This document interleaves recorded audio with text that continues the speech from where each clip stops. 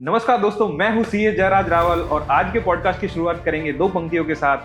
प्रसादों के कनकाव शिखर होते कबूतरों के ही न सोता है। कीचड़ में चलते हुए 7 किलोमीटर स्कूल जाते थे भाई था और पिताजी की इच्छा थी कि मेरा बेटा कॉमर्स पढ़ के किराने की दुकान संभाले। पहली सफलता उसके दिमाग से।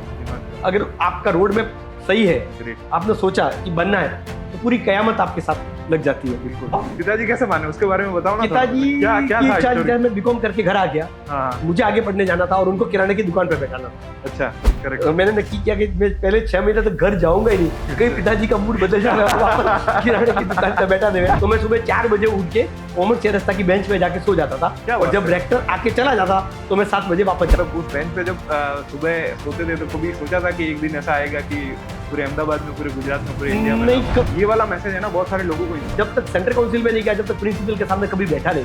मैं मिलने जाता था। एक सीए स्टूडेंट के लिए आर्टिकलशिप का क्या रोल होता है? तो कई बार पढ़ी और हम तो उसको पॉजिटिव लेते थे कि फाइनल में अटेम्प्ट लगे। हाँ, मैंने फाइनल में कहा देखो सीए पास करने के लिए समय कितना ये बहुत इंपॉर्टेंट बात है, इंपॉर्टेंट है, लोगों को बता देना। कि सीए में अटेम्प्ट लगना कोई बड़ी बात नहीं है। जैसे लड़की की कोई उम्र नहीं पूछता, सीए को अटेम्प्ट नहीं पूछता। शादी के बाद मेरी वाइफ ने भी बोला कि नहीं आप पढ़ो। उसके बाद इसलिए जरूरी थी कि ऑफिस करने के लिए पैसा चाहिए। तो उस टाइम पैसा नहीं था, टाइम चाहिए, वो भी नहीं था। तो इनिशियली कैसे एंट्री हुई, मतलब उसके बारे में बताओ। ऐसे कि बहुत बड़ा काम है। तो मेरी धर्मपत्नी मेरे पास खड़ी थी जब था, उसने बोला कि आप, और घर जाके सो गया। लेकिन सोचा कि भले मैं इलेक्शन आ रहा हूँ, मैं 4 बजे उठ के वापस आया जब पूरी रात इलेक्शन की काउंटिंग। अच्छा, रात को होती थी ना उसकी काउंटिंग। जब आप जीते, आपकी मेहनत से जीते, मैं आ रहा, मेरी गलती से आ रहा, लेकिन मैं अगले टाइम नेक्स्ट इलेक्शन में पक्का काउंसिल में आऊंगा और मैं फिर नेक्स्ट काउंसिल के इलेक्शन में जीत के आया। पहले साल में 100 करोड़ रुपए हमने फंड सेटअप किया कि गरीब बच्चों को कैसे स्कॉलरशिप दे सकते हैं। देखो अपना कोर्स कैसा है सीए का। मोदी जी आपके पास बैठ के कुछ स्माइल कर रहे थे, हंस रहे थे। मोदी जी मुझे पूछते सीए के बारे में, प्लेसमेंट भी हो रहे हैं, तो मतलब बहुत सारे लोग ऐसे लिंक्डइन पे डाल रहे स्टोरी के, कुछ लोग अनसेटिस्फाइड होते हैं। स्टडीज के आप वाइस चेयरमैन हो, ठीक है, तो इसमें मतलब हर बार ऐसा होता है कि इंस्टीट्यूट कुछ पेपर डिफिकल्ट निकालते हैं, तो उसमें क्या रहता है, मतलब क्या माइंडसेट रहता है कि इस बार कौन सा निकालना, मेरे को अच्छा समाचार लेके आते हैं। तो आप go with the positive mindset, सब दूसरे कर सकते हो, लेकर प्रैक्टिस और जॉब भी करना है, आप हर फील्ड में बना सकते हो। नमस्कार दोस्तों, मैं हूं CA Jayraj Rawal. First thing first, पहला वीडियो 3000 व्यूज, 100 से ज़्यादा appreciation call. I am beyond grateful. I am beyond grateful to have such a wonderful people like you. तो मैंने एक चीज़ नोटिस करी है कि आपने इतना सारा प्यार दिया, वीडियो को इतना लाइक करा, बहुत सारे मेरे को कॉल करें। अभी भी बहुत सारे लोग ऐसे हैं जिन्होंने वीडियो सब्सक्राइब नहीं करा है। तो मैं आपको एक रिक्वेस्ट करता हूँ कि अभी वीडियो पॉज करो और जाके सब्सक्राइब का बटन हिट करो, and I will keep the spirit high. नमस्कार दोस्तों, मैं हूं सीए जयराज रावल और आज के पॉडकास्ट की शुरुआत करेंगे दो पंक्तियों के साथ। प्रसादों के कनकाव शिखर होते कबूतरों के ही घर, महलों में गुरूर न रहता है, कंचन पर कभी ना सोता है। तो सक्सेसफुल होने के लिए लग्जरी की रिक्वायरमेंट नहीं होती, विल पावर की रिक्वायरमेंट होती है। और ऐसी ही कहानी है आज के हमारे गेस्ट की, जो अब किसी परिचय को मोहताज नहीं। Someone very special, someone very famous, very respected and most loved, none other than central council member CA Purushottam Khandelwal sir. नमस्कार सर। नमस्कार। Really grateful to have you here. Yes, and very excited for this podcast. Thank you भाई। यस, तो बताइए sir, कहाँ से शुरू करते हैं, क्या आपकी कहानी है, कहाँ से शुरुआत करी, क्या आपका बर्थ प्लेस है, उसके बारे में बताइए। देखो, मेरी कहानी की शुरुआत होती राजस्थान के एक बहुत ही छोटे से गांव में। एक आदिवासी गांव था, सिरोही डिस्ट्रिक्ट के पिंडवाड़ा तहसील में बसंतगढ़ करके गांव है। अच्छा। जहाँ मेरा बचपन गुजरा। 25 दिसंबर 1967 का मेरा उसी गांव में जन्म हुआ। मेरी पूरी स्कूलिंग बसंतगढ़ में हुई, जहाँ 1 से 8 तक स्कूल है। ओके। सो मेरे गांव में ज्यादा पढ़ाई की व्यवस्था नहीं थी। सही है। तो मुझे आगे पढ़ने के लिए मेरे पास के विलेज में, जो मेरे गांव से 7 किलोमीटर दूर है, कोजरा, ओके, रोज 7 किलोमीटर जाता था और 7 किलोमीटर आता था। बीच में 2 नदी आती थी। अच्छा। अभी भी बारिश का मौसम है, बहुत ही मजा आता था। अच्छा। कीचड़ में चलते हुए 7 किलोमीटर स्कूल जाते थे, 7 किलोमीटर आते थे। ऐसे 9th और 10th 1983 में मैंने 9th राजकीय उच्च माध्यमिक विद्यालय कोजरा से की। उसके बाद में पढ़ने के लिए मैं डिस्ट्रिक्ट हेडक्वार्टर सिरोही है, जो राजस्थान का एक जिला है। उस टाइम हमारे टाइम में 12th नहीं हुआ करती थी। ओके। मैंने 11th में सिरोही हाई सेकेंडरी स्कूल में एडमिशन लिया और वहां से कॉमर्स में मैंने 11th पास की। और इसी साल मैंने कॉलेज में दाखिला लिया। तो मेरा 11th और 12th मतलब 84 से 87 तक मैं सिरोही कॉलेज में रहा। ये मेरी स्कूलिंग और कॉलेजिंग। तो 10th के बाद कॉमर्स लेने का कैसे थॉट आया, मतलब क्या, क्यों कॉमर्स लेने के पीछे क्या रीजन था? कॉमर्स लेने के हमारे टाइम में कॉलेज कॉमर्स कक्षा 9 से होती थी। अच्छा मेरे पिताजी की एक राजस्थान में वही बेसनगढ़ में एक छोटी सी किराने की दुकान थी अच्छा। और मैं उनका इकलौता पुत्र था। ओके। मेरे परिवार में मेरी 3 बहनें और मेरे माताजी थे। तीनों बहनों में मैं सबसे छोटा भाई था और पिताजी की इच्छा थी कि मेरा बेटा कॉमर्स पढ़ के एक किराने की दुकान संभाले। उनकी बहुत इच्छा थी कि किराने की दुकान पे बैठो, तो उस वजह से मतलब कॉमर्स दिलवाई थी? हाँ, उस वजह से दिलाई थी। वैसे मैं अगर हिस्ट्री बताऊं तो मैं राजस्थान ग्रामीण प्रतिभावान स्कॉलरशिप परीक्षा पास की थी, जो कक्षा 8 के बाद में होती थी। अच्छा। और उसका था कि तहसील से 3 बच्चों का सिलेक्शन होता था, ओके। जो उच्च शिक्षा के लिए गवर्नमेंट स्पॉन्सर करती थी। तो 1981 में मैंने वो ग्रामीण प्रतिभावान स्कॉलरशिप परीक्षा पास की और मुझे आनंद विद्या भवन उधर में पढ़ने के लिए सरकार का तरफ से प्रस्ताव आया। लेकिन मेरे पिताजी की ऐसी इच्छा थी कि अपने को साइंस नहीं पढ़ने का है, अगर विद्या भवन नहीं जाते तो 3 साल आपको स्कॉलरशिप मिलेगी। तो मुझे 3 साल वो स्कॉलरशिप दी 9, 10th और 11th में, और इसी वजह से मेरे पिताजी की इच्छा के कारण कॉमर्स लिया। मेरी पूरी पढ़ने की इच्छा साइंस थी। अच्छा ओके। तो मतलब ये कि किराने की दुकान है और हिसाब किताब अच्छे से रख पाएंगे। हाँ, चौपड़े लिख सकते हैं वो उनका बढ़िया। हर पिता चाहता है कि मेरा बेटा मेरे उसके बिजनेस को संभाले। Great great great. तो फिर मतलब आपका पूरा एंटायर एजुकेशन हिंदी मीडियम से ही हुआ था? कैसे? पूरा हिंदी मीडियम से हुआ। ओके। तो सीए के बारे में कैसे पता चला आपको, मतलब कैसे? जब कॉमर्स ली और मैंने बीकॉम 87 में कंप्लीट कर ली, तो मेरी इच्छा आगे पढ़ने की थी। ओके। भले पिताजी की इच्छा किराने की दुकान पे बैठाने की थी, लेकिन मैंने कुछ अलग ही सोच रखा था। ओके। अब उन्होंने कॉमर्स दिलाई दी है, तो मैंने पता करना चालू किया कि कॉमर्स में सबसे अच्छी एजुकेशन क्या हो सकती है। करेक्ट है। तो वैसे गूगल नहीं था उस टाइम, सोर्स भी नहीं थे, तो मैं सिरोही कॉलेज में पढ़ रहा था। तो हमारे पास में एक छोटा सा गांव है अजारी, यस, वहाँ की कंचन बुआ थे, उनका बेटा सीए अहमदाबाद में कर रहा था। ओके। तो वो सिरोही रहते थे। तो मैंने 2-3 बार उनके घर जाके संपर्क किया कि मुझे सीए करना है, आपका बेटा जब घर पे आवे तो मुझे मिलाना। ओके। और कोइंसिडेंटली एक दिन मैं गया और वो घर पे थे। वो इतने भले इंसान थे, उन्होंने बोला कोई बात नहीं, सीए करना है ना। तो उन्होंने सीए के बारे में सब समझाया और ऐसे बोला कि जैसे ही तेरे बीकॉम पूरी हो जावे तू अहमदाबाद आ जाना, मैं तेरे को मदद करूंगा। ओके। अभी तो वर्तमान में उनका स्वर्गवास हो गया है, बहुत ही कम उम्र में। उनके 2 बेटे सीए हैं और एक डॉक्टर है। तो नहीं रहे वो, लेकिन वो हुबली में व्यवसाय करते हैं, उनकी ऑफिस हुबली में थी और हुबली में ऑफिस थी, और उनका बेटा भी हुबली ब्रांच का चेयरमैन है। तो जब मैं उनसे मिला, मुझे लगा कि सीए कर सकते हैं। अच्छा। मेरे हमेशा से सोचता रहा कि इंसान की पहली सफलता उसके दिमाग से। अगर आपका रोड मैप सही है, आपने सोचा कि बनना है, तो पूरी कयामत आपके साथ लग जाती है। बिल्कुल। तो 28 जून 87 को मैं राजस्थान से एक ट्रेन आती थी। अच्छा। जो शाम को 5 बजे चलती थी, सुबह 7 बजे अहमदाबाद पहुंचाती थी। अच्छा। मेरे पिताजी और मेरे मामा का लड़का अहमदाबाद छोड़ने आए, उनकी कोई इच्छा नहीं थी। तो मेरे बहुत रोने के बाद में मेरी माताजी का आग्रह था कि इसको अकेला लड़का, उसको पढ़ना है तो किराने की दुकान पे मत बैठाओ। पिताजी कैसे माने, उसके बारे में बताओ ना। पिताजी की इच्छा थी, मैं बीकॉम करके घर आ गया। हाँ। मुझे आगे पढ़ने जाना था और उनको किराने की दुकान पे बैठाना था। अच्छा। तो मैंने उनको बहुत आग्रह किया कि मुझे आगे पढ़ना है, मुझे पढ़ने दो, किराने की दुकान में तो कभी भी कर सकते हैं, लेकिन वो नहीं मान रहे थे। तो मेरी माताजी ने उनको समझाया कि एक ही लड़का है, उसको पढ़ने की इच्छा है तो उसको आगे पढ़ने जाने दो। तो माताजी के आग्रह पे उन्होंने बोला कि चल पढ़ना है। अच्छा। तो वो छोड़ने आए। मैं अजारी सरस्वती मंदिर गया, जो सरस्वती का बहुत बड़ा, भारत में सरस्वती का बहुत बड़ा मंदिर है। मेरे पिताजी और मैं मंदिर गया 28 जून को। वहीं से मैं ट्रेन से अहमदाबाद आया, मैं, मेरे पिताजी और मेरे मामा का लड़का आके चंपत भाई को मिले। अच्छा। उनके पास गया और उन्होंने उनको सौंप दिया। मैंने नक्की किया कि मैं पहले 6 महीने तक घर जाऊंगा ही नहीं, कहीं पिताजी का मूड बदल जाए, किराने की दुकान पे बैठा देवे। तो उन्होंने मुझे बहुत, चंपत में बहुत हेल्प की, जहाँ से उन्होंने आर्टिकलशिप की थी। मनसुख भाई जी शायद कंपनी अहमदाबाद की फर्म है, हमारे प्रिंसिपल अभी भी जिंदा है, असम रोड पे समृद्धि में उनकी ऑफिस है। तो 20 जुलाई 87 को मैंने आर्टिकलशिप ज्वाइन की और वहीं मैंने सीखा सब। आपने एक बात बताई, जैसे कि फर्स्ट टाइम आप अहमदाबाद कौन से साल पे आए थे? 28 जून 87 को। और आके फिर यहाँ किसके साथ रहे और क्या? वो रहने की कहानी बहुत दिलचस्प है। उसके बारे में बताओ। क्योंकि मुझे रहने का कोई जगह नहीं थी मेरे पास में। मैं चंपत भाई को मिला तो उन्होंने बोला कि कोई बात नहीं, तू मेरे साथ रह सकता है। अच्छा। लेकिन शर्त ये थी कि सुबह रेक्टर जो एचएल के हॉस्टल में रहते और ओके। रेक्टर आरडी देसाई थे, जो ओके। सुबह 4 बजे चेक करने आते थे, क्योंकि गेस्ट तो नहीं रह रहा, अच्छा। अगर कोई गेस्ट रह रहा तो उसको भी खाली करा दे। तो मैं सुबह 4 बजे उठ के कॉमर्स चेरस्ता की बेंच पे जाके सो जाता था, क्या और बात जब है। रेक्टर आके चला जाता तो मैं 7 बजे वापस जाता था। मतलब ये- ऐसा क्रम मैंने 1 महीने तक किया, और 1 महीने के बाद मैंने जीएलएस लॉ कॉलेज में एडमिशन लिया, ओह। एलिशान लॉ कॉलेज में, ताकि मुझे हॉस्टल की फैसिलिटी मिले, मुझे लॉ करने का मौका भी मिला, लेकिन मेरा मेन पर्पज मेरे रहने की प्रॉब्लम को सॉल्व करना था। तो ओके। मैं लॉ कॉलेज में वहाँ पढ़ाई करी मैंने, मतलब- और हॉस्टल में भी रहा। हॉस्टल में रहने के लिए आपने लॉ कॉलेज में लॉ किया, लॉ कॉलेज में क्या एडमिशन। बात। तो उस मतलब उस बेंच पे जब सुबह सोते थे तो कभी सोचा था कि एक दिन ऐसा आएगा कि पूरे अहमदाबाद में, पूरे गुजरात में, पूरे इंडिया में नहीं, नाम- कभी नहीं सोचा था। देखो, प्रयास करते गए, आगे बढ़ते गए, सोचने का जिगर में ही नहीं था, क्योंकि अहमदाबाद में पहले तो सीए क्या होता मालूम नहीं था। सीए जब ज्वाइन कर लिया तो बड़ी पूरी शिद्दत से मेहनत कर रहे थे, क्योंकि हिंदी मीडियम था, इंग्लिश आता नहीं था। तो तो difficulty हम रही- डिक्शनरी लेके बैठते थे। ओके।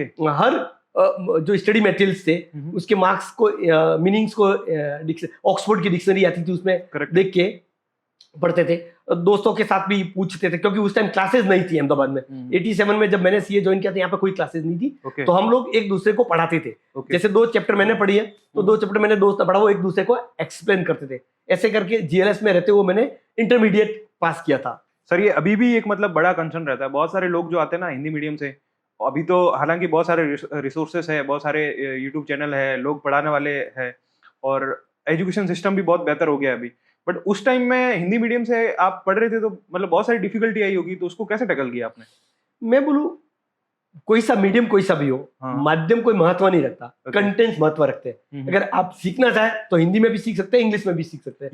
ये लैंग्वेज बैरियर्स नहीं है। करेक्ट है। अभी आप विदेशों में देखो तो एक चाइनीज बोल रहा है, एक हिंदी बोल रहा है, करेक्ट। लेकिन आपस में एक दूसरे को समझ रहे हैं। तो आप अगर कंटेंट समझ गए, जो स्टडी मटेरियल में जो लिखा हुआ वो आपको समझ में आ गया, तो मीडियम कोई वक्त नहीं रखता। और इंग्लिश ऐसी नहीं है कि सीखा नहीं जा सकता। Correct. मैं सर्टेनली बच्चों को बोलूंगा कि इंग्लिश सीखनी चाहिए, क्योंकि आपको आगे बढ़ने जाता है, इंटरनेशनल लैंग्वेज है। तो ये ऐसा नहीं हो कि मीडियम हमारे प्रोग्रेस में बाधा बने, तो इंग्लिश जरूर सीखनी चाहिए, लेकिन इंग्लिश की वजह से कोई प्रॉब्लम नहीं हो। और मेरे से पहले वाले भी सब हिंदी में मीडियम में पढ़े, लेकिन आज अपने आप में बहुत सक्सेस है। यस, ये बहुत सारे मतलब अभी भी अहमदाबाद से भी देखे आप तो बहुत सारे लोग ऐसे होते हैं जो वर्नाकुलर लैंग्वेज से आते हैं पढ़ के, ठीक है, उनको बहुत सारी डिफिकल्टी फेस होती है। तो ये वाला मैसेज है ना, बहुत सारे लोगों को इंस्पायर करेगा। तो उनके लिए आपको कुछ ऐसा कि कुछ कहना हो तो? फ्रेंड्स, अगर सोच लिया कि मुझे इस फील्ड में आगे बढ़ना है, करेक्ट है। शायद मीडियम कोई भी हो, आपके लिए कभी बाधा नहीं होगा। Okay. बस आप में सीखने की धगज होनी चाहिए। करेक्ट। आपको जगह मुझे आगे बढ़ना है, आप बढ़ते भी जाओगे, मंजिल आपके नजदीक आती जाएगी। करेक्ट है। वंडरफुल।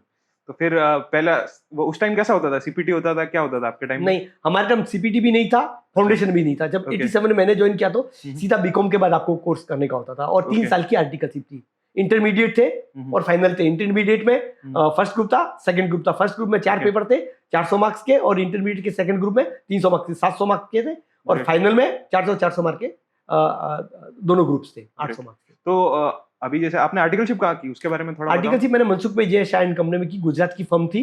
ओके। मेरे प्रिंसिपल बहुत ही अच्छे व्यक्ति थे, जिन्होंने बहुत ही हमको अच्छे से सिखाया। Okay. और मैं आपको बता दूं कि मैं जब तक सेंट्रल काउंसिल में नहीं गया, जब तक प्रिंसिपल के सामने कभी बैठा नहीं।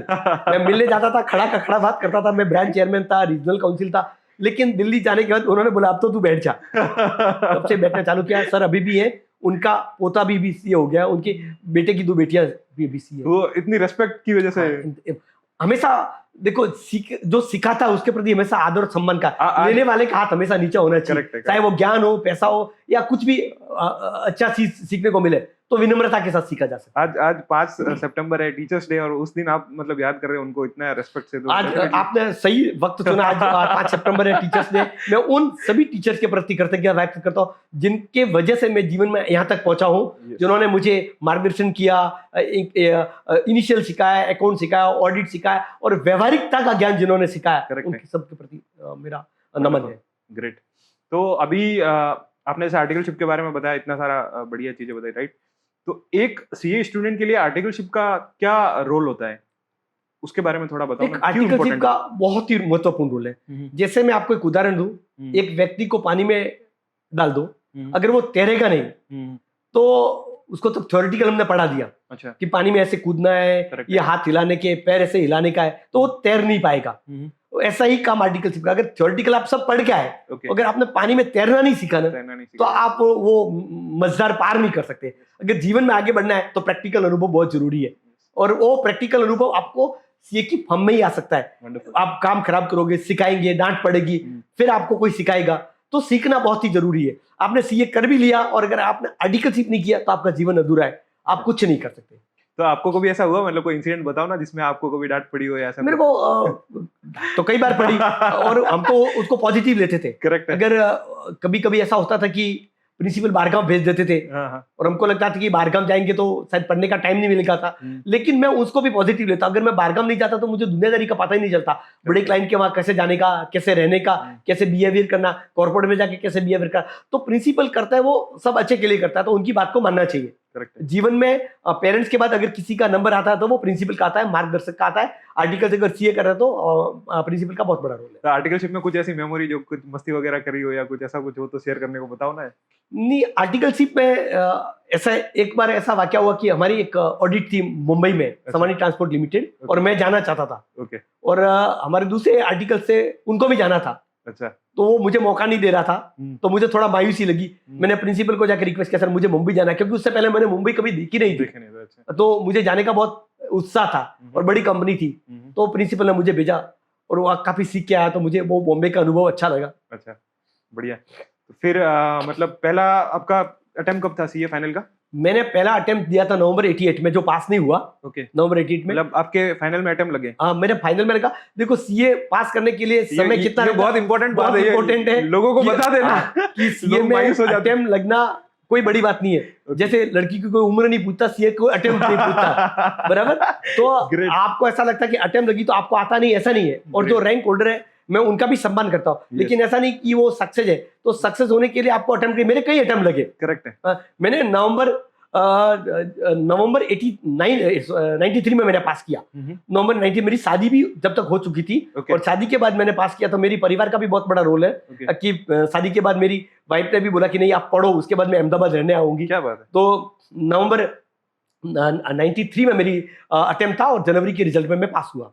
अच्छा, मतलब ये बात तो मेरी शादी हुई थी 11 मार्च 1993 में। हमारे राजस्थान के पास के गांव के थे, सिरोड़ी के जयवंता खंडेलवाल, जो एक ही लड़की मैंने देखी और एक ही पसंद करी। उस पे भी बिल्कुल आता है। फिर सीए आप कौन से साल में बने? क्या सीए मैंने नवंबर 93 में क्लियर किया। अच्छा, और कहाँ से बैठ के रिजल्ट देखा, कैसा किया था उसके बारे में? रिजल्ट तो हम हॉस्टल में थे। अच्छा। क्योंकि घर तो थे नहीं। अच्छा। अहमदाबाद में ही था, तो हॉस्टल में दोस्तों के साथ देखा। और पापा को कैसे बताया, मतलब क्या? यहाँ तो पहले रिजल्ट बनाने के लिए मोबाइल फोन नहीं था। ओके। लाइटनिंग कॉल करना पड़ता था, वो भी गांव में एक ही फोन था पंचायत में। अच्छा। वहाँ पे लगाते थे। तो हमने पत्र लिख के सूचित किया कि पास हो गए। तो घर पे सब खुश हो गए होंगे? सब खुश हो गए। उस टाइम तो मतलब बहुत रेयर होते होंगे सीए उस टाइम? उस टाइम 2% से ज्यादा रिजल्ट नहीं रहता था। यस, मतलब अचीवमेंट है। हाँ। और गांव में तो होगा भी नहीं कोई उस टाइम? नहीं, वो तो रिजल्ट होने के बाद में सीधे घर चले गए थे कि अच्छा। खुशी का मौका था। कैसा सेलिब्रेशन वगैरह कैसा? सेलिब्रेशन गांव में कोई पता नहीं था सीए क्या हुआ, पास हो गया ना। वहाँ पे बस इतना ही पूछते थे, पास हो गया ना। अच्छा। चलो मैं पास हो गया। उस टाइम इतना मतलब अवेयरनेस नहीं थी, पता नहीं था, मम्मी पापा को मालूम भी नहीं था। ओके। सीए बनने के बाद फिर क्या आपने करा? जॉब करी या प्रैक्टिस करी या कैसे? नहीं, मैंने जैसे सीए नवंबर 93 में क्लियर किया, मैंने जॉब ज्वाइन किया सुपर क्रॉप्स लिमिटेड। क्या रीजन था? एक पेस्टिसाइड कंपनी थी, उन्होंने आर्टिकल्स में मेरे को बोला था। हमारे बॉस के क्लाइंट थे कि तेरी अगर ट्रेनिंग पूरी हो जावे तो मेरी ऑफिस में आ जाना। तो ऑफर था ही उन्होंने। अच्छा। तो बॉस की इजाजत लेके उन्होंने बोला चला जा। तो मैंने वही नवंबर से सुपर क्रॉप्स लिमिटेड ज्वाइन किया। तो उस टाइम क्या रहती थी सैलरी वगैरह, कितनी रहती? सैलरी थी 4900। तो 4900 मैंने सीए से पहले ज्वाइन कर लिया था, जैसे एग्जाम खत्म हुआ तब ज्वाइन किया था, लेकिन सीए होने के बाद उन्होंने मेरी सैलरी 10,000 कर दी थी। 10,000? तो उस टाइम क्या वैल्यू थी 10,000 की? तो 10,000 की बहुत वैल्यू थी आज के अगर टाइम उस टाइम। अगर हम मकान का भाड़ा अहमदाबाद में लेते थे तो अच्छा मकान 1000 से 1500 में मिल जाता था, और जो आज अभी 10-15 हजार में मिल रहा है, ग्रेट, वो 1000 रुपए में मिल जाता था। और खाने की कॉस्ट 500 के आसपास आती थी। तो 10,000 की उस टाइम वैल्यू थी। फिर मतलब कैसे, कितने टाइम जॉब करी, कैसे? मैंने जॉब किया, 2 कॉर्पोरेट्स में जॉब किया। मैंने 93 से 96 तक सुपर क्रॉप्स लिमिटेड किया, और उसके बाद में दूसरा कॉर्पोरेट क्लाइंट ज्वाइन किया, मधुर इंडस्ट्रीज लिमिटेड। और मधुर इंडस्ट्रीज को 2001 तक मैंने कंटिन्यू रखा, और उसके बाद में मैंने घर से काम करना चालू किया, और 2003 में मेरी खुद की ऑफिस चालू की। 8 मई 2003 को पुरुषोत्तम खंडेलवाल कंपनी। तो मतलब ये क्या रीजन था इसके लिए? पहले जॉब ही करनी थी, प्रैक्टिस क्यों नहीं करी पहले? पहले जॉब करनी इसलिए जरूरी थी कि ऑफिस करने के लिए पैसा चाहिए। अच्छा, उस टाइम मतलब पैसा नहीं था, हाँ, क्लाइंट चाहिए वो भी नहीं था। करेक्ट है। तो इनिशियली खर्चा चलाने के लिए जॉब ही थी कि जो कर सकते हैं। अच्छा, तो अच्छे से जॉब कर रहे थे। हाँ। जॉब ही फिर 2003 में प्रैक्टिस अपनी स्टार्ट 2003 में 2001 में खुद घर से ही स्टार्ट किया था? कैसे हाँ, करते 2001 में घर से क्लाइंट्स को मिलते थे। अच्छा, मेरा मधुर में वैसे कंसल्टेंसी भी था। अच्छा। जॉब छोड़ दिया था लेकिन उनका कुछ काम मैं करता था। ओके। लेकिन फुल प्लेस प्रैक्टिस में 8 मई 2003 को ही आया। तो क्या अर्ली लाइफ मतलब अर्ली प्रैक्टिस में क्या स्ट्रगल रहे आपको? देखो कोई भी नया अगर काम चालू करते हैं तो प्रैक्टिस चालू करते हैं तो टाइम तो लगता ही है। यस, क्योंकि आप क्लाइंट को जाके मिलेंगे, उनको कॉन्फिडेंस आएगा, करेक्ट 2-4 के काम ठीक करेंगे तो एक्सपोनेंशियल ग्रोथ होता है। करेक्ट है। आपको रेफरेंस मिलते हैं कि हाँ। इसने काम किया उससे आगे से आगे। लेकिन मैं आज के बच्चों को अगर सलाह दूं तो इनिशियल प्रैक्टिस करने की जगह किसी बड़ी फर्म में ज्वाइन हो जाए। अच्छा, इतना टाइम है नहीं, करेक्ट क्योंकि है, नए सीए को भी अच्छी खासी सैलरी मिल रही है। तो आप करेक्ट है। प्रैक्टिस करने अकेले करने जाओगे तो बहुत टाइम लगेगा। ओके, उसकी जगह आप किसी बड़ी फर्म के साथ में ज्वाइन हो जाते हो। तो क्योंकि इंडिया में अभी मैं डेटा बताऊं तो 1,60,000 मेंबर ही प्रैक्टिस में है, तो ज्यादा नंबर नहीं है। करेक्ट है। तो आप 1,60,000 में अगर बात करें तो फादर सन होंगे, फादर मदर होंगे, 2 ब्रदर होंगे, 2 सिस्टर होगी।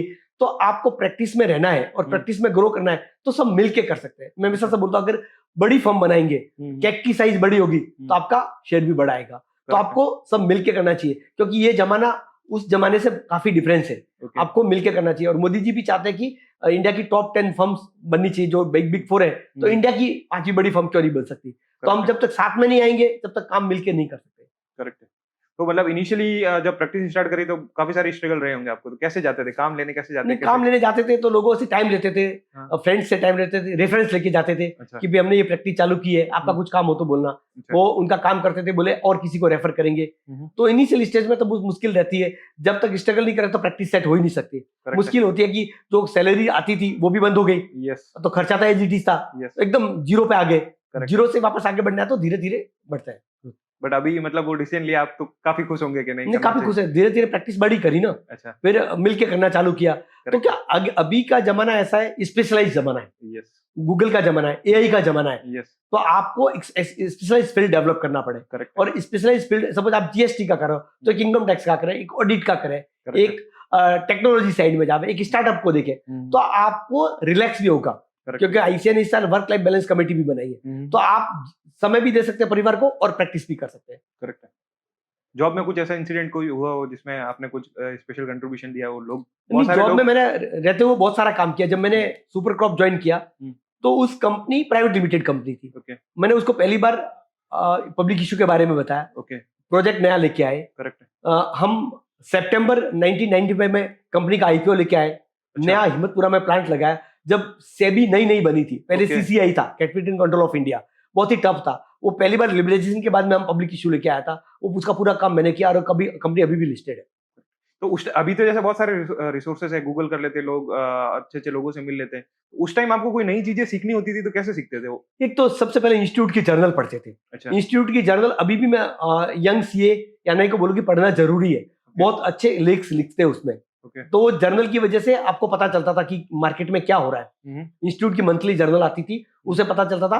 और कई सेमिनार होते थे उस टाइम भी। अच्छा। तो हम सेमिनार की वजह से भी जानकारी आपको मिलती थी। तो उस टाइम जब सीए बने तब क्या मतलब हर किसी को ऐसा होता है कि मैं 10 साल 15 साल के बाद इस लेवल पे मेरे को पहुंचना है। तो उस टाइम पहला थॉट क्या था आपका? मतलब क्या सोच? पहला ऐसा थॉट था कि पहले मैं जॉब करूंगा, जॉब में इतना कमा लूं कि मुझे रूटीन खर्चे का प्रॉब्लम नहीं है। लेकिन अल्टीमेटली जाना तो प्रैक्टिस में ही था। पहले से डिसाइड था कि बिजनेस ही करेंगे और प्रैक्टिस ही करेंगे। तो धीरे धीरे सोचा था और मौका मिला, ठीक है, तो अपने कर दिया प्रैक्टिस। तो अभी के लिए जैसे एक चीज तो आपने बताई कि जो नए लोग प्रैक्टिस में आ रहे हैं उनको बड़ी फर्म के साथ जुड़ना चाहिए और ऐसे आगे बढ़ना चाहिए। तो और भी जैसे लोग हैं, और 2-3 एडवाइस क्या देना चाहोगे जो लोग अभी प्रैक्टिस में आना चाहते हैं? अभी प्रैक्टिस में आना था तो स्पेशलाइज फील्ड डेवलप करें। ओके, आप हर जगह हर चीज मांग नहीं सकते। क्योंकि आपको इनकम टैक्स पढ़ना है तो इनकम टैक्स में स्पेशलाइज करोगे। आप रिटर्न भरने तक सीमित न रहे।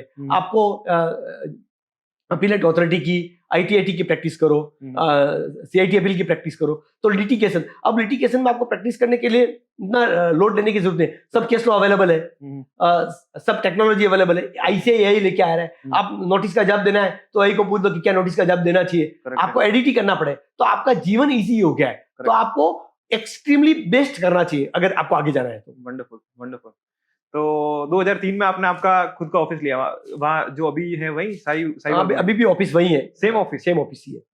क्यों, उसके पीछे क्या रीजन है ऐसा कि क्योंकि मेरा घर और ऑफिस पास में था तो मुझे लगता कि ऑफिस मैटर नहीं करता, आपके काम कैसा है, आपका व्यवहार कैसा है, बढ़िया है, उसी के हिसाब से आपकी प्रैक्टिस चलती है। आप Wonderful. शोरूम भी बना लो और आपका व्यवहार अच्छा नहीं है, करेक्ट, क्लाइंट का आप अच्छे से काम नहीं कर रहे, क्लाइंट को सेटिस्फाई नहीं कर पा रहे, सरकार के प्रति आपकी उत्तरदायी नहीं है, तो आप लंबे तक पीरियड में आप प्रैक्टिस में नहीं चल सकते। करेक्ट। तो 2003 में आपने खुद का ऑफिस लिया, उसके बाद आईसीआई में कैसे एंट्री हुई, मतलब उसके बारे में बताओ। आईसीआई की एंट्री के बारे में भी कहानी है। 2003 में मैंने प्रैक्टिस चालू किया। ओके। 2007 में अहमदाबाद से पहली बार किसी को प्रेसिडेंट चुना गया। 2007 में सुनील तलाठी जी। Okay, yes. 11 फरवरी 2007 को सुनील तलाठी को प्रेसिडेंट चुना गया और उनका बहुत बड़ा फेलिसिटेशन प्रोग्राम दुर्गेश भाई बुच और उनकी पूरी टीम ने कर्णावती क्लब में रखा था। ओके। तो नेचुरल अहमदाबाद से प्रेसिडेंट बने तो मैं और मेरी वाइफ भी वहां पे गए। ओके। उनका बड़ा जोर शोर से स्वागत चल रहा था। अच्छा। हमने सोचा कि ये तो बहुत बड़ा काम है, तो मेरी धर्मपत्नी मेरे पास खड़ी थी, जयवंता, उसने बोला कि आप काउंसिल में क्यों नहीं जा सकते। अच्छा। जब तक मुझे काउंसिल के बारे में भी मालूम नहीं था, काउंसिल के बारे में ज्यादा जानकारी नहीं थी, कैसे जाते हैं, कैसे इलेक्शन लड़ते हैं, कैसे ब्रांच में जाना, कैसे रीजनल काउंसिल में क्या स्टेप है। लेकिन वो पहला मोटिवेशन तो मेरी वाइफ से ही मिला, जिन्होंने उस पहली स्टेशन में बोला कि अगर ये यहाँ तक पहुंच सकते हैं तो क्या तुम जा सकते हो क्या।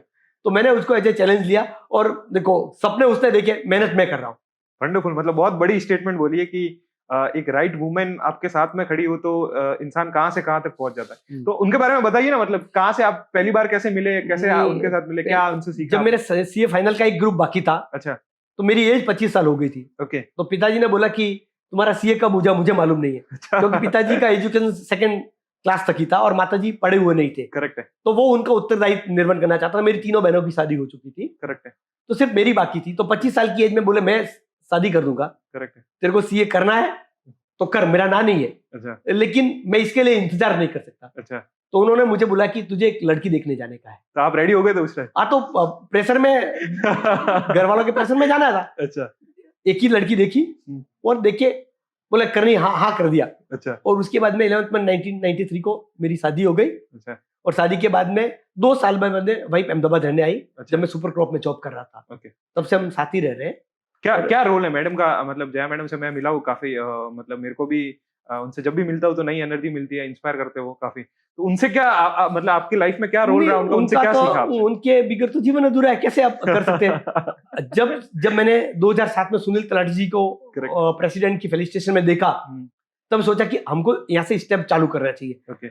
तब आके मैंने पहली बार ब्रांच का इलेक्शन लड़ा। okay. और खराब तरीके से हारा, 50 वोट ही आए। अच्छा, उसके बारे में, हाँ, या वो मेरा ब्रांच का पहला इलेक्शन था। आगे बढ़ना है तो ब्रांच से चालू करना पड़ेगा। करेक्ट है। कोई जानता नहीं था मुझे, हॉस्टल के तो 25-30 दोस्त थे, उन्होंने वोट दे दिया, लेकिन जीतने की कोई उम्मीद नहीं थी। अच्छा। उस टाइम मुझे अब मैं कैसे लड़ूं, तो इसके लिए यहाँ के हमारे राजस्थान के रीजनल काउंसिल मेंबर थे अश्विन नागर। ओके। तो उनसे मिला तो उन्होंने बोला कि मैं तेरे को सिखाता हूँ कैसे इलेक्शन लड़ा जाता। तो उन्होंने मुझे इस ब्रांच के इलेक्शन में, देखो जया ने बोला, मैंने शुरुआत की तो ढूंढा कि यहाँ इलेक्शन लड़ना है तो किसको मिलना चाहिए। अच्छा।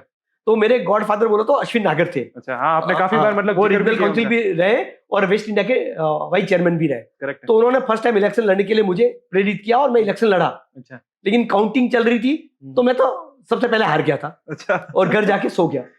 लेकिन सोचा कि भले मैं इलेक्शन हारा हूं, मैं 4 बजे उठ के वापस आया जब पूरी रात इलेक्शन की काउंटिंग चल रही थी। अच्छा, रात को होती थी ना उस टाइम काउंटिंग? जब इलेक्शन खत्म हो जाता था रात को काउंटिंग चालू हो जाती थी। ओके। तो मैं 4 बजे वापस आया कि चलो मैं इलेक्शन हारा, अगला इलेक्शन तो जीत सकता हूँ।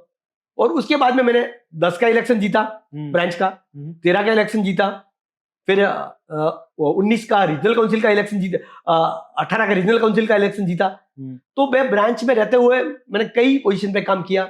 2010 में जीता तो मेरे को पहली बार सेक्रेटरी बनाया, ट्रेजरर बनाया। ओके। फिर सेक्रेटरी बनाया। उसके बाद 2013 में अहमदाबाद का चेयरमैन बना। चेयरमैन रहते हुए अहमदाबाद ब्रांच में करने का मुझे मौका मिला। तो दिल में उत्साह था, उमंग थी कि क्या नया कर सकते हैं। तो उस रहते हुए 2013 में अहमदाबाद ब्रांच को ऑल इंडिया बेस्ट ब्रांच का अवार्ड पहली बार मिला।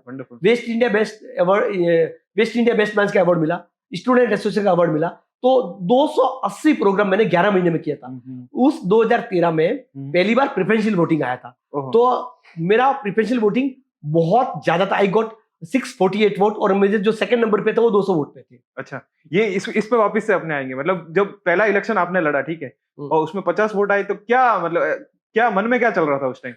मेरे मन में बुरा- चला था बुरा कि तो लगा होगा आपको? मैं पूरी तैयारी के साथ नहीं आया था। अच्छा। मैंने शुरुआत की थी, हम्म। अगर कुछ करना है तो कुछ मेहनत करनी पड़ेगी। तो रात तो को 2007 से 10 तक मैंने बहुत मेहनत की। ओके। जब ब्रांच के चेयरमैन क्या किया था, मतलब उसके बाद ब्रांच के चेयरमैन पराग रावल थे 2007 से 8 में, ओके उन्होंने मुझे पूरा मौका दिया काम करने का। ओके उन्होंने उनके साथ मिलकर मैं ब्रांच का काम का किया, 7 में किया, 8 में किया, 9 में किया। ये 3 साल मैंने काम ही किया विदाउट पोजीशन। अच्छा, मतलब हारने के बाद भी काम कर रहे फुल काम किया ब्रांच में। अच्छा। तब जाके मैं ब्रांच में 2010 में मेरी एंट्री हुई।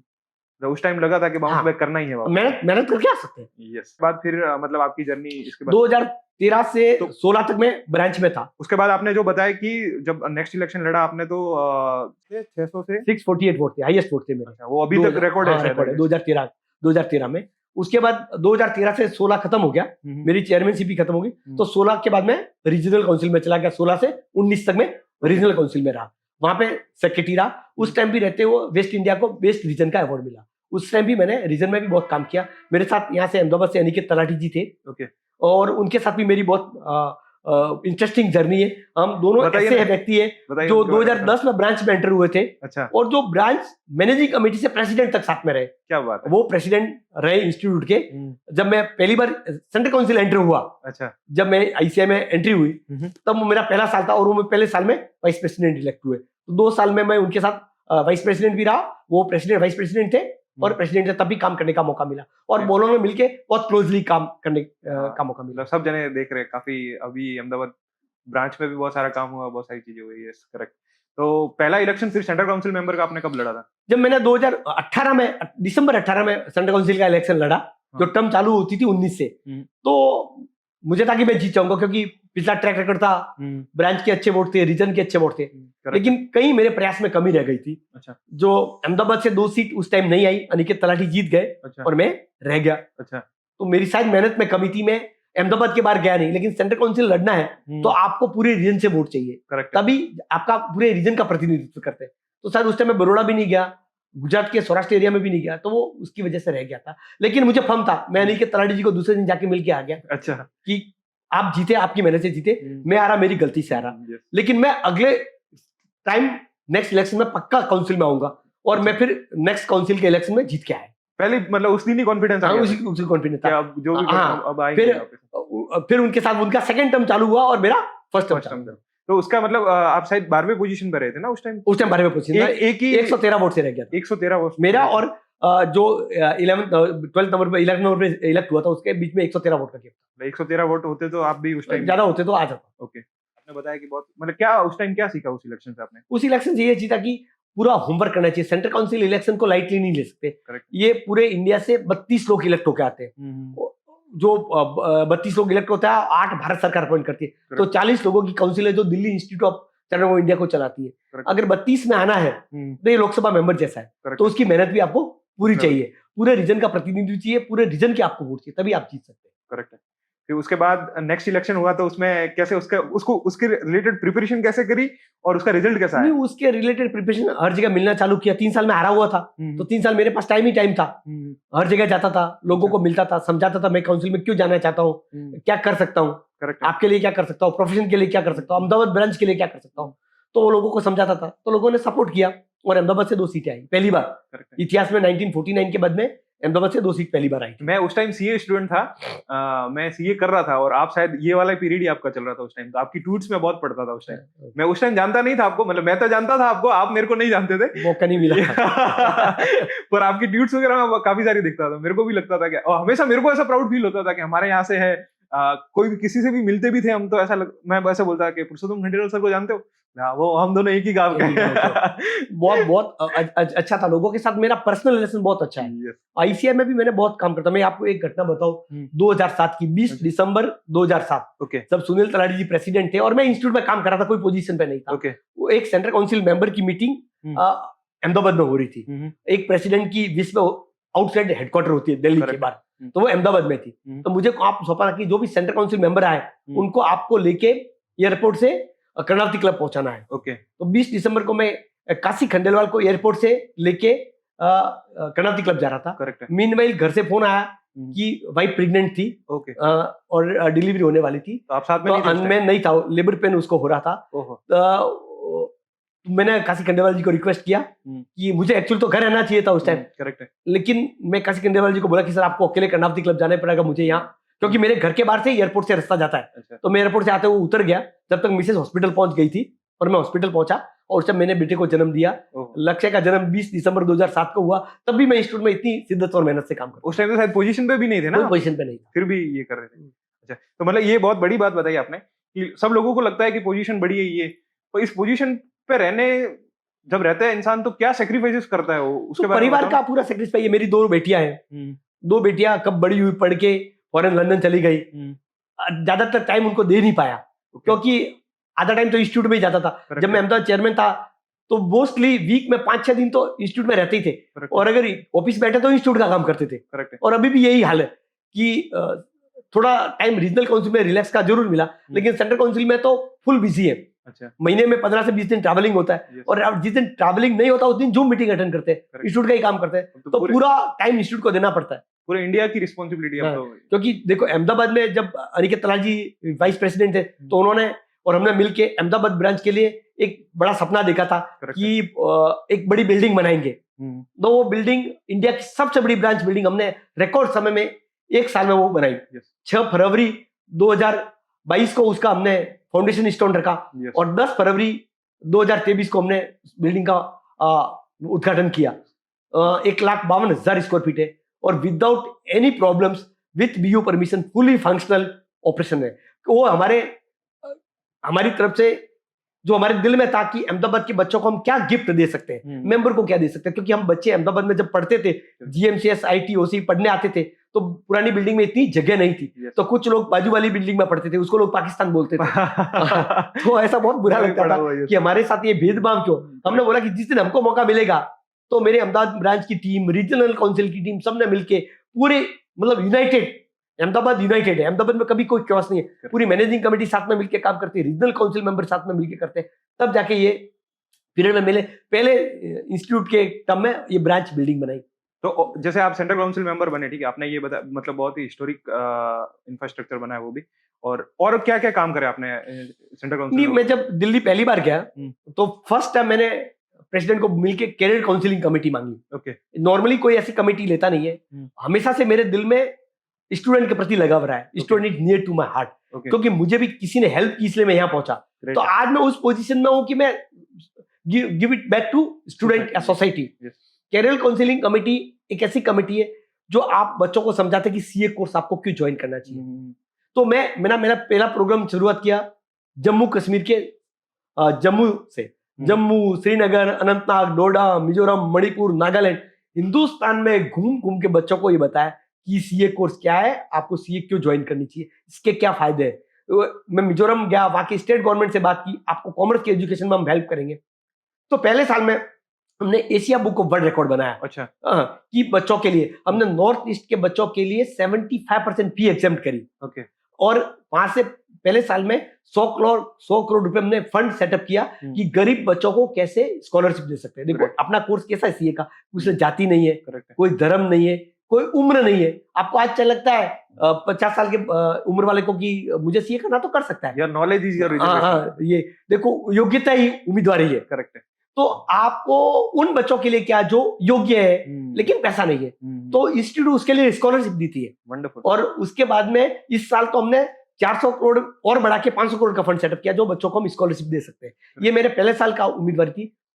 दूसरे साल मेरे को सीपीई कमेटी दी गई जो कंटिन्यूस प्रोफेशनल एजुकेशन कमेटी है। उस कमेटी में हमने इतने सारे चेंजेस किए कि मतलब इतने सालों में हो नहीं होंगे। मेरा उद्देश्य ऐसा था कि इंडिया के 180 ब्रांच है, वो क्या प्रोग्राम करिए, कहाँ प्रोग्राम करिए, किसी को मालूम नहीं। तो हमने एक ऐसा प्लेटफॉर्म बनाया कि वहां पे सभी ब्रांच के प्रोग्राम एक ही जगह दिखे। आपको अगर प्रोग्राम रजिस्टर करना है, जैसे आपको बॉम्बे जाना है तो बॉम्बे में क्या प्रोग्राम करते हैं आप एक ही जगह से रजिस्टर कर सकते हैं। ऑनलाइन फी आप हिंदुस्तान के भर सकते हो। तो आपको पूरी अवेयरनेस क्रिएट की। ऑनलाइन आपके सीपी क्रेडिट होना चालू हुआ। हर महीने मेल भेजना चालू किया कि आपको इतने सीपी करना है, इतना बाकी है। तो उस कमेटी में बहुत सारा काम किया। और इस साल मेरे पास में पी रिव्यू बोर्ड है। ओके, पी रिव्यू बोर्ड है जो रेगुलेटरी रिक्वायरमेंट है कि किसी चार्टर्ड अकाउंटेंट फर्म्स को उसके पीयर से रिव्यू कराना जरूरी है, और वो भारत सरकार की भी जरूरत है। तो उस पीयर रिव्यू बोर्ड को भी हमने बहुत शिद्दत से किया है। हम लोगों की हैंड होल्डिंग करते हैं, पहले समझाते हैं आपको ये डॉक्यूमेंट रखना है, क्योंकि जब कभी प्रॉब्लम्स होती है ना तो डॉक्यूमेंट ही काम आता है। तो डॉक्यूमेंट अच्छे से कैसे रखें, आप ईमानदारी से काम कैसे करें, तो वो तो आपको दूसरे सब चेक करेंगे तभी पता चलेगा।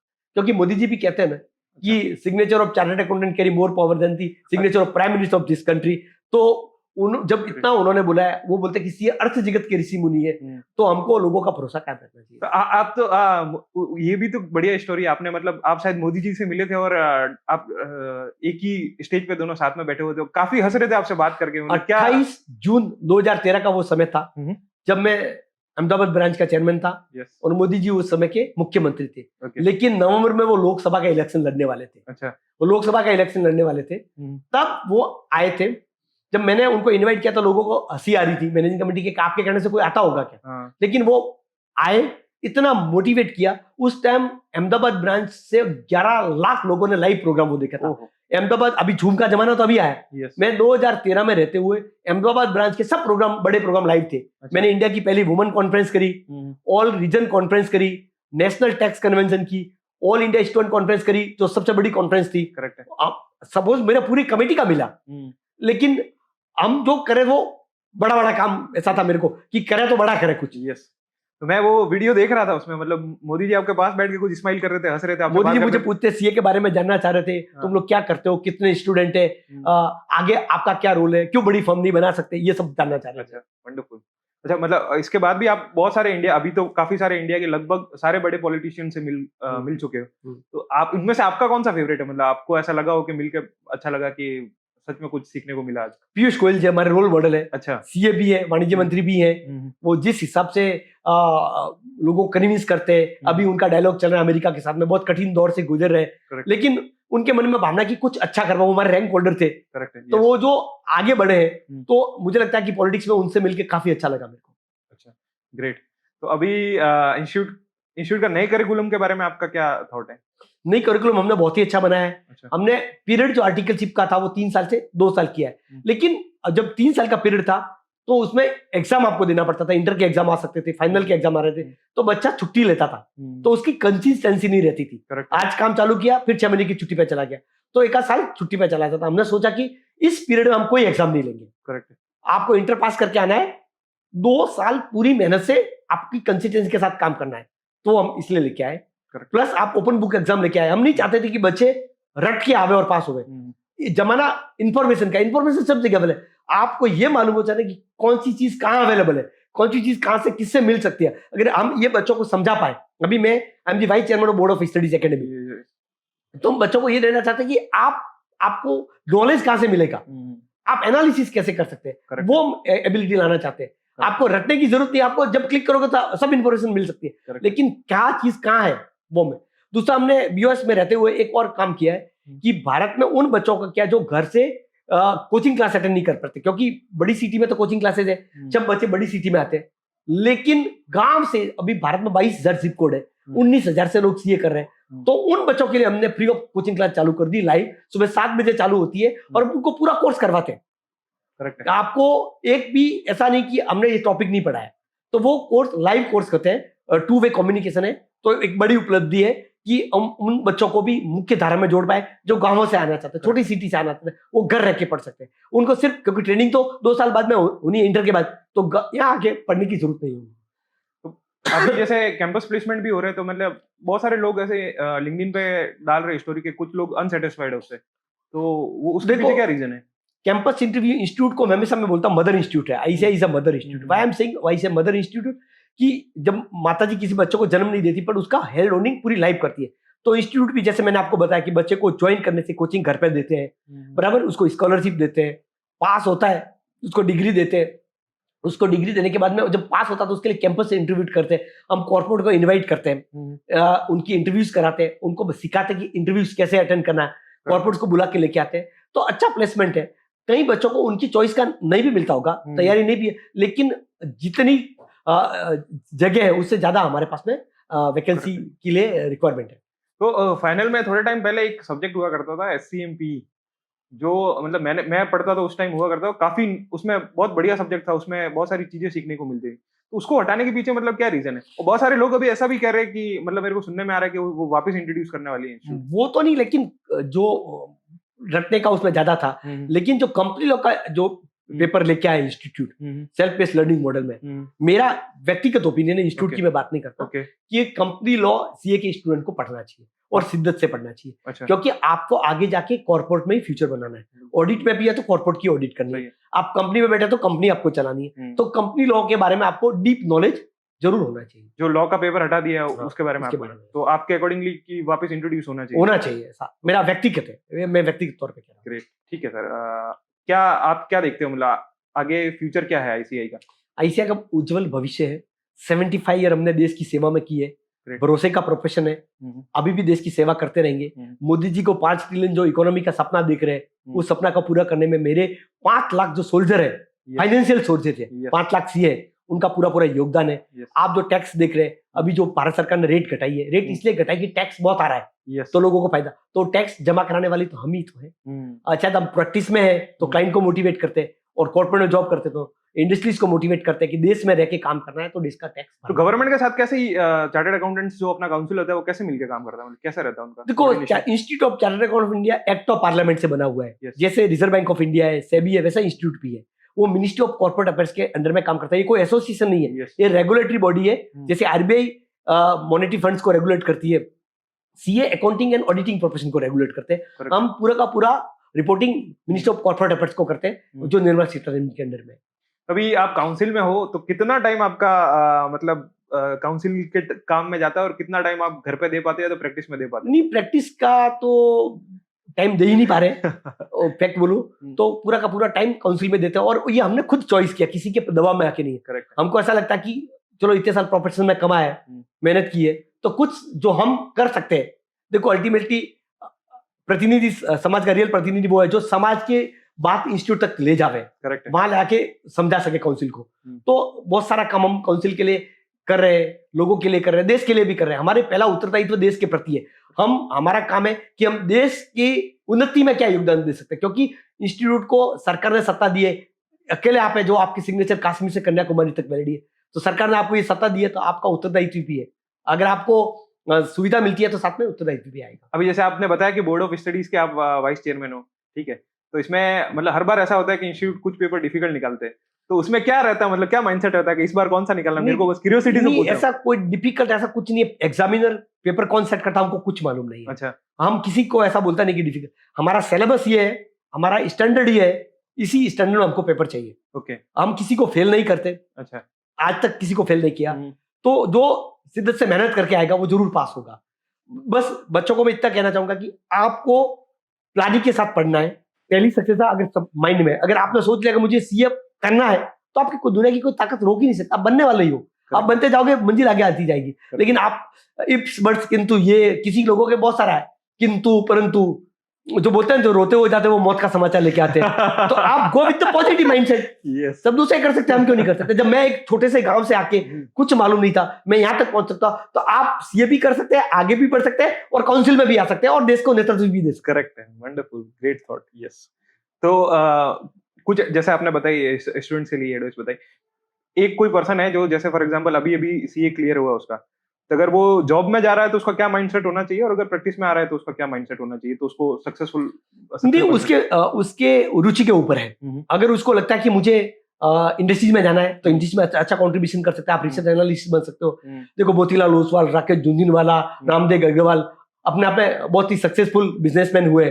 आप, मेरे पास एक कमेटी और थी, बताना भूल गया आपको, committee for member in public service and entrepreneurship. आपको जान के खुशी होगी कि अपने आईसीआई के मेंबर 2000 से ज्यादा member IAS, IFS, CBI, ED, forensic, army, हर जगह है।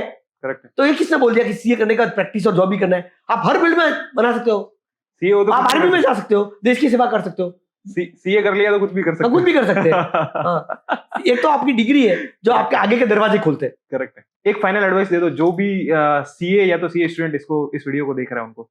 देखो, सबसे पहले मैं मेंबर्स के लिए बोलता हूँ, सब मेंबर मेरे ब्रांड एम्बेसडर है। करेक्ट। उनकी परफॉर्मेंस आईसीआई की परफॉर्मेंस है। आप बहुत अच्छा कमाओ, देश को आगे लेके जाओ, ऐसा कोई काम ना करे जिससे आईसीआई का नाम नीचे हो। तो आपकी उन्नति में आईसीआई का रोल है। तो आप बहुत अच्छे से काम करो, जो भी काम करो पूरी ईमानदारी, शिद्दत और लगन से करो। और उन विद्यार्थियों के लिए जो सीए कर रहे हैं, आपका बहुत ही उज्जवल भविष्य है। आप एक ऐसे प्रोफेशन को चॉइस कर रहे हो जो आगे जाके देश की उन्नति में योगदान देते हैं, क्योंकि यही एक प्रोफेशन है जो ग्रो भी करते हैं, आप भी ग्रो करते हैं और देश भी ग्रो करता है। We are partner in nation building. Great. आपकी स्टोरी बहुत लोगों को इंस्पायर करने वाली है। ठीक है, और एक फाइनल मेरे को आशीर्वाद क्या दोगे? सीए जयराज रावल को क्या आशीर्वाद दोगे? जयराज भाई बहुत अच्छा काम कर रहे हैं आप, लोगों के जो विचार है लोगों के सामने लेके आ रहे हैं। और आपको भी सलाह कि इसके साथ में आप अच्छी प्रैक्टिस करें, आगे जाएं, बहुत मेहनत करें। और आपका जो ये चॉइस है ये भी बहुत अच्छा है, क्योंकि कई लोग इस फिल्म में भी, मैं अहमदाबाद में कई सीए को जानता हूं जो फिल्म बनाते हैं। जो जैसे हेलारो पिक्चर बनाई, वो तीनों सीए थे, राष्ट्रपति अवार्ड मिला गूंगा पहलवान। तो जो भी काम कोई छोटा और बड़ा नहीं होता, बस उसमें है कि आप कितना डाल रहे हो। मोदी जी बोलते हैं ना कि मैं अगर आ ही गया हो देश सेवा के लिए तो पूरा सब कुछ झोंक देता हूं उसके अंदर। करेक्ट। तो मैं पूरा अहमदाबाद और पूरा गुजरात अब चाहता है कि आप इंस्टीट्यूट के हाईएस्ट चेयर पे पहुंचे, और हम सबका मतलब विशेष आपके साथ हैं। All the very best. धन्यवाद। Thank you. बहुत अच्छा लगा मिलके, बहुत मजा आया। Thank you. I really enjoyed lot.